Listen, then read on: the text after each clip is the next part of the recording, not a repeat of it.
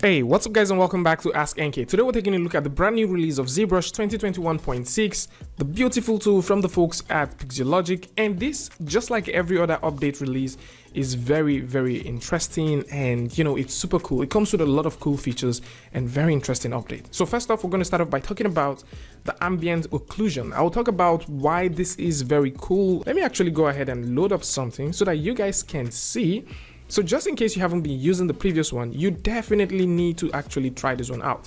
So what is this ambient occlusion? In ZBrush 2021.5, we looked at and we also saw the ambient occlusion. What the ambient occlusion feature used to do then was you just simply use it to preview ambient occlusion directly on your viewport. Like right now, if I turn this off, you see what it looks like. If I turn this on, you can see what it looks like. And you can actually use this to increase the quality and all that stuff. But what they've done is they've built on this particular legacy, and they've use this to create some sort of masking feature that you can actually take advantage of. So what do I mean by this? So let's say we go over to our render and we turn this off because we don't need this anymore. We can now go over to where we have Z plugin, and you notice that we have ambient occlusion as a sub menu that you can now work with. So if I click, drag, drop this right there and actually scroll all the way down, we can now do some beautiful computation to get ambient occlusion directly onto the model. And what this will do is it will create some sort of masking, and you can use that mask to actually texture your model.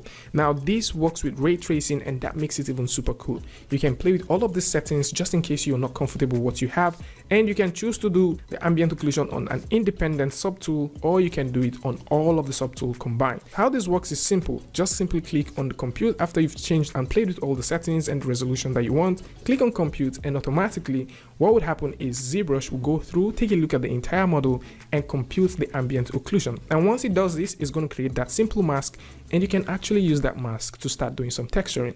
Now, just in case you're wondering, what is this masking thing? Is it kind of different from the mask you have? No, it's not different. You can actually go over to your masking section right about here. So you can go over to your masking section and you can choose to grow this. So let's actually zoom right in so that you guys can see this. Okay. And then if we click on grow mask, we can actually grow the mask. You will literally not see what we're doing right now because it's just using ambient occlusion. And if I hold down Control and tap, you would notice it sort of inverses. So what is the use case for this? My personal use case for this is for texturing. So let's say, for example, I would like to texture some parts, maybe I want to throw in some dirt, I want to throw in some sort of cavity like stuff. Now how this can work is I can simply use this and then go over to where I have my mRGB, maybe switch to a color like so. Let's get a good color. All right, so I can switch to a color like this, maybe something a bit more, something like that. And then I can go over to color and heat on fill color, and that way I fill the entire thing. And now you can actually see that we have some sort of dirt looking thing going on right here. Now I can also choose to invert this particular mask by holding down Control and clicking somewhere around there, go over to where we have this red looking kind of thing, because we want to add that separate kind of color, and go over to color section and then hit fill. Now once I do that, you'll notice that we can now have this right here. And with this, you can actually add some sort of interesting color, a bit of flavor to your entire model. And it's very cool to see that the folks at Pixologic have actually thought about doing this and making life easy. Now with this said, we're going to talk about the brand new masking set of brushes that you can now use in ZBrush. And to get started, let's just get a brand new ZBrush. So let's reinitialize our ZBrush so that we can start on a clean slate. Okay. So with this here, what we would like to do is just simple. We'll talk about the brand new masking brushes. So how do you access this masking brushes? By default, if you hold down Control and click within the brush section, you would notice that we have some brand new brushes. Okay, so these are called masking brushes. Actually, they're considered as mesh masking brushes, so you can use them. So there is the MeshBalloon, the Mesh Extrude, the Extrude Pro, the Project, and also the Splatter. Lovely brushes. Okay, so you can also access these brushes by going over to the brush palette, and then you can search for them within the M category, or you can actually do that by pressing B on your keyboard, press M, and then you can find this right here. So let's start with this lovely MeshBalloon. So what is this MeshBalloon and how does this work? So what the MeshBalloon is it automatically converts whatever sort of masking that you have and creates a balloon around it. So it uses your mask more like a silhouette to create that balloon feature, and you can kind of control how this thing works by simply using your brushes and also your Z intensity. So how do we get started? By default, you need a mesh to be somewhere around, because this doesn't just work on thin air. Like right now, if I go in and do some something like that, you notice nothing happens. This is something I've come to find out. So how do you get things happening is you need to draw from a very tiny surface, okay? So we can consider this as a tiny surface and we can draw, and right now you notice it creates that. And just like every other brush in ZBrush, you can also invert this. So I can hold on Control and Alt and I can do this and we can invert that. You can see how beautiful this is. And guess what? We can also do that and we can also do that, and you're good. Nice. So you might be asking, what about symmetry? Okay, symmetry is also supported because right here we can also do something like so, and we can go all the way back and we can actually do something like this, and you can see these beautiful things happening. Now, one thing to also keep in mind, just in case, okay? So one thing to also keep in mind is if you don't have a particular object active at a given time of creation, you'll probably not be able to subtract. So what do I mean by this? So let me back up a bit. So if we go in and create something like this, and let's say we go in and make some more, if we hold down Control and Alt right here and we start to do this, we can subtract, all right? But if you don't have these as the main active object, or let's say after this active object has been created and you choose to go back and maybe you want to redo this, this is not going to work, okay? It is not going to work at all. You will just end up creating more and more stuff, and this is not going to work. Another thing to also keep in mind is if you are creating objects like so, and you have it completely covered, if you would like to also invert this, or let's say you want to create some sort of separation, you need to make sure that you also cover this up, okay? So you need to make sure that you have to get to the end of this certain mask, because in most cases I get to notice that if you don't hit the end, like if it doesn't close as a simple loop, you probably not be able to get this thing working.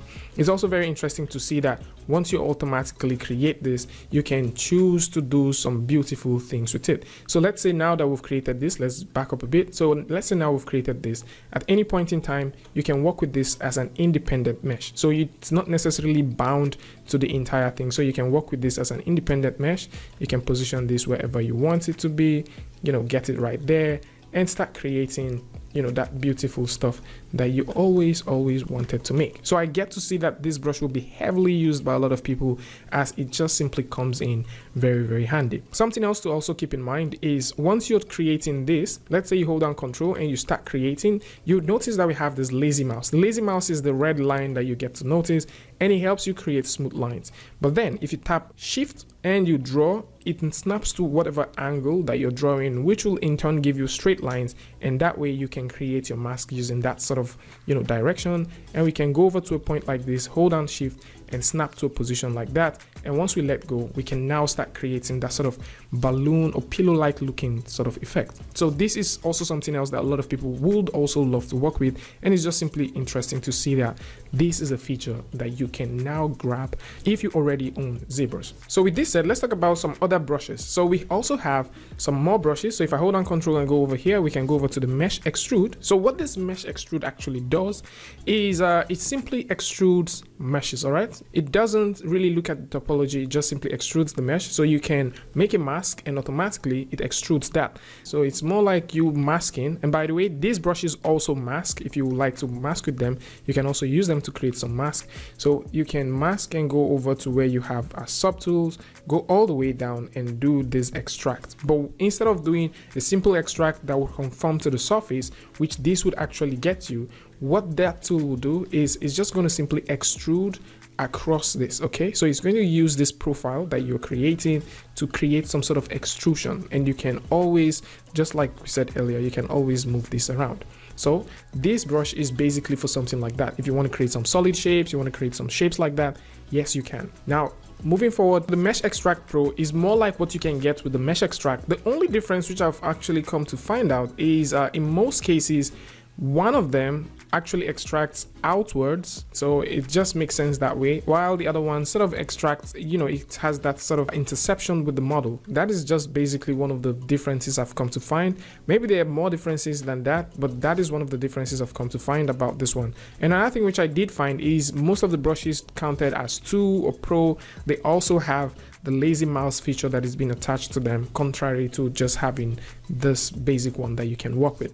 Now with that said, let's move over and talk about the mesh project. So the mesh project is also something that makes sense. I think a lot of people would also want this one, and the mesh project is more like what you can get with the extract brush. So what we've just explained is if you actually make some sort of selection, you can extract and grab something like this. That is exactly what the extract brush does, and that is exactly what the mesh project does. So for this reason, let's say you want to make some sort of extraction. Well, instead of creating that mask and going back and forth to make some stuff, you can simply make the mask right here and use the mesh project to grab these things out. And this way, it's going to be very easy for you to create things like clothing and maybe some extra accessories for your model. It's also worth knowing that once you have this going, you need to also consider a couple of things. Now, it doesn't mean that this would replace your extract brush. The thing here is, for your extract brush, you need to make a full selection. Let's say you make a full selection of the back and also the front. You can now hit the extract. But for the project brush, this simply projects whatever selection or whatever masking that you have directly onto the surface. So in terms of making apparels, of course, it's going to be very useful to create those things, but you would still need the extract brush in cases where you need to select an entire section. So if you want to select like an entire section, let's say the entire waist of a character, and you want to create some pants, you will need the extract brush because this is definitely not going to cut it for you. Now with that said as well, you can also make some selections, and then you can choose to control the height of these things by simply using the Z intensity. So if I crank the Z intensity all the way up and do that, you would notice that we have something like that. Okay, so if I hold down Control and drag this down and simply do this, you will notice that we have a much more flatter looking object. And if I undo that and hold down Control and drag this all the way up and do something like this, you would notice that we have something way more than what we originally had. And this way, it's going to be very easy for most people to start creating stuff.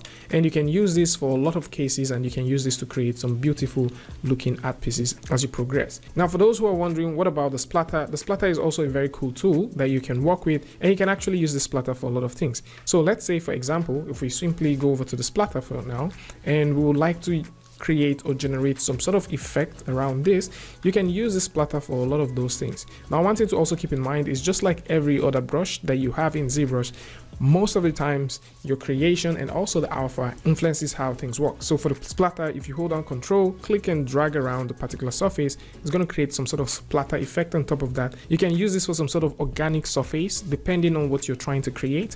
And we can go over, so let's also go over here and test run this. Okay, so we can test run this right over there, and you can notice that it gives us that kind of splatter looking thing. Now for this one, I think we should also use the MeshBalloon to create something like so. Okay, so we can just create something like that, and maybe we can also create something like this, and maybe we can create something dangling right there, and you know, we should also do something like that. Okay, good.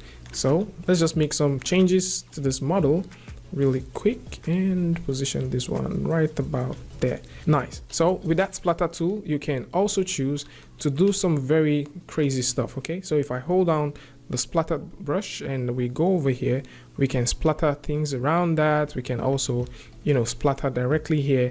And you might have also noticed that these things, because they make use of your brush as more like a silhouette, they don't influence other regions of your model. So they just simply influence the basic parts that you get to see. So this is more like a camera-based projection sort of thing that happens when you're creating your stuff. And it's also worth noting that all of these things that you're creating are automatically polygroups. So if we switch over here, you'll notice that they are polygroups, and you know, this is definitely one of those cool things that you would love. Moving forward, we'll talk about some more brushes that you can work with. Now, if you go over to your brush palette, there is the curve alpha brush, which takes advantage of whatever curve that you have here to create alphas. So this one is going to be very useful for those who would be making things like hair. So you want to make hair, of course this is going to be very useful, and it works exactly like your curve brush, which once you increase the brush size like so and you click on the curve, automatically it makes it bigger. And if you make your brush size small and you click on the curve, it actually makes it smaller. And this brings us to talking about some updates within the strokes. And if you go over to your stroke menu and go over to where you have curve, you would notice that we now have the bend start and the bend end. And this simply means that if you are creating stuff, so let's actually drag this and make it bigger. So if you're creating stuff like this, you can choose to make certain parts bend. So if we go back and just confirm that we have bend start and bend end, it simply means that you can now manipulate the bend of one part and not the other part. So this part, you notice, is not bending because we have that bend start locked, but this part will definitely, you know, you can use this. Okay, so you can now manipulate this and do some cool things with it. Now at any point in time you would like to also smooth this, you need to make sure that you have this right there, click, and then you can hold down the shift key to create some sort of smooth transition going through.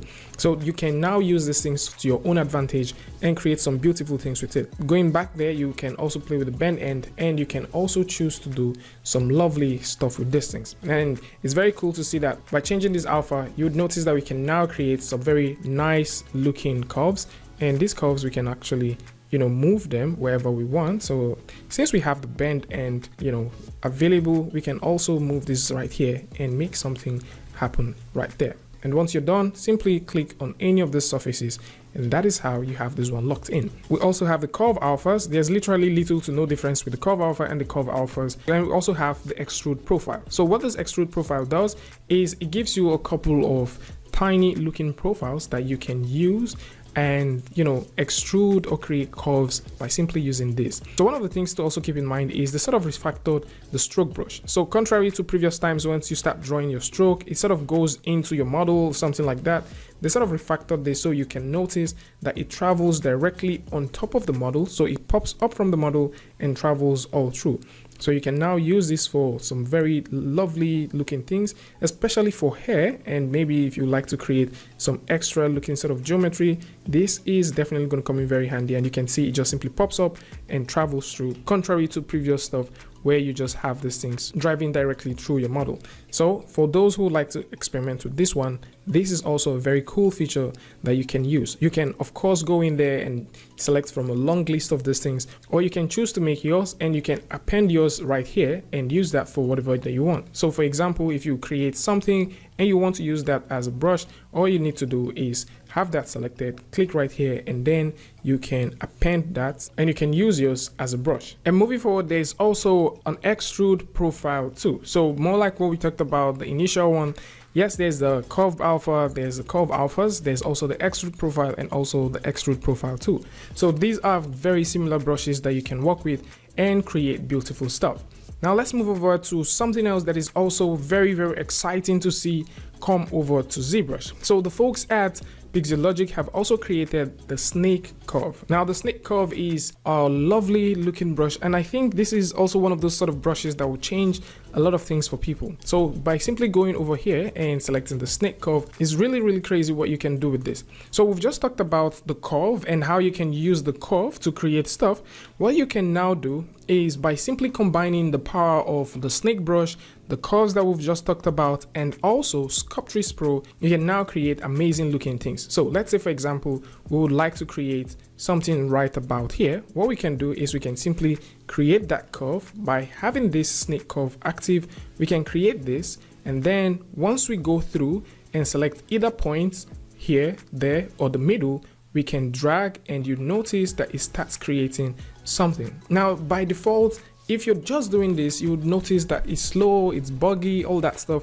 Yeah, but once you turn on the Sculptris Pro, because this is where the magic exists, you can now have some beautiful things happening for you. You can see how this actually goes through to create some spiral looking sort of effect, and you can use this for a lot of cool things. So with this done, let's go back and also look at how we can use some other brushes right here. So if we also go over to this section, so let's go right here, and we would also make something like that. Click right here and take a look at the second one. We can also use this to do some very rapid and cool stuff. Right now this is taking a lot of toll on the PC due to the fact that I have something, you know, in the background running, recording, and also we have this huge density file running right here. So you can now use this to do some of those beautiful things. For a better example of how this can actually help you do some more work, what we are going to do is we'll simply go ahead and get ourselves a simple model. Okay, click right here to make that happen, and let's take this baby on the road. All right, so I have this here. Let's actually, I love symmetry, so let's turn this on, take that there, and once we go through, click and drag, we can use that to create some things like that. And we can also click right here and we can use this to create some more stuff. So you can start noticing that, you know, you can use this to create some sort of flower looking effect and all that beautiful things. And you can take advantage of all of these cool brushes that exist right over here right now and do some more stuff. Okay, so you can make them sort of, you know, have this flower and tilting looking design. We can also take advantage of this and do something like that, and you can see that happening. And for those who like to create some monster looking creatures, or maybe you just want to create some very fanciful stuff, of course you can take advantage of these brushes right now and do some of those things. It's also interesting to see that we have about 4 of these brushes and you can literally play with them. This one comes with a simple alpha that would give you some sort of noise, which you can use to add some more details onto your model. So we can have something like that, and you know, we have this going, and we can also go through and play with more of this. So you have this other one which you can now run through, and you can create some more things like that. You can, you know, you can just go ahead and have fun by simply using this. So these are like the nice and lovely cool features that you can now get with ZBrush 2021.6. And for the most part, I'll add these brushes into my must-use brushes. For example, the Curve Alpha, this is a good brush that I would always want to start using from now on. And the MeshBalloon will be very good in case you want to do quick prototyping, you want to, you know, just simply make something happen real quick. The Mesh project is also very lovely, and I will go through, play with these ones and pick from one of these 4 and start making some stuff. By the way, for those who don't know that there are also more snake brushes that also existed in ZBrush, yes, there's the snake sphere, which you can also use to do some things like that. So just in case you had no idea, this has always existed, so you can use that. So for those who will be wondering, all right, yeah, you can use this, and you can use this for some very cool stuff. And of course, there are tons and tons of cool brushes right now that you can actually take advantage of and start working with. So one more thing to keep in mind is if you go over to your brush section and go all the way down, you would notice that there's a mask mesh modifier, and this is responsible for beveling stuff and also smoothing and the resolution that you get once you start making use of a masking brush. So for those who would be wondering, you know, if there's a menu for that, yep, there is actually a new menu for that, and you can actually, you know, take advantage of this and start working with. So what more are you looking for? I guess the folks at Pixelogic have actually done everything necessary that you need to actually get up and running with ZBrush. I barely think that there's any brush right now that you'll be looking for, or something that you'd like to work with that you literally cannot find in ZBrush at this point. And that's more like it. And a huge shout out to the folks at Pixelogic for making this one possible. And in case you want to grab this, you can simply go over to the website pixelogic.com and grab this one and start playing with it. And there is also a trial version of ZBrush which you can grab, play with, and see how this would best suit into your next workflow. Link to this is going to be in the description, just in case you want to read some of the release notes, check out some of the things. And that's more like it. Tell me what you guys think about this one in the comment section. And of course, if you like this video or you learned something from this, you can go ahead and give it a like, and don't forget to share with a friend. And if you're new here, it's going to be amazing for you to hit the subscribe button and also turn on notifications so that you don't miss next video or the next update. And until I see you guys again with a tutorial update, Free Friday, Tutorial Tuesday, tips and tricks, things like this. Peace.